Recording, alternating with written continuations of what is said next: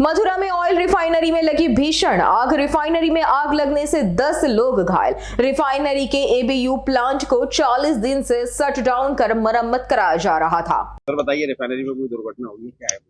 देखिए, रिफाइनरी में पिछले कुछ समय से शट डाउन चल रहा था। जो रिपेयर होता है लगभग 4-5 साल पे इसका रोस्टर होता है। तो रिपेयर के बाद आज प्लांट चलाया गया था, तो कुछ वहाँ टेक्निकल कारणों से फायर हो गया था, जिसमें 8 लोग हल्के से जले हैं, जो 8 से 10% बर्न हुए हैं, जिसमें से 5 लोगों का इलाज यहाँ पर किया जा रहा है और 3 लोगों को यहाँ से रेफर किया गया है।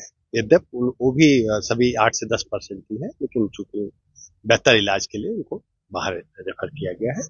बाकी सारी स्थितियों पर निगाह रखी जा रही है और प्रशासन लगातार रिफाइनरी एडमिनिस्ट्रेशन से समन्वय बनाया हुआ है। दुर्घटना का कारण क्या रहा? देखिए, अभी तो तकनीकी चीज है, चूंकि तात्कालिक अभी है कि जो लोग घायल हुए हैं उनको बेहतर इलाज मिले। बाकी कारणों की जांच रिफाइनरी प्रशासन इसको कराएगा। અમારી તમામ માહિતીથી અપડેટ રહેવા માટે જોડાયેલા રહો S9 ન્યૂઝ સાથે।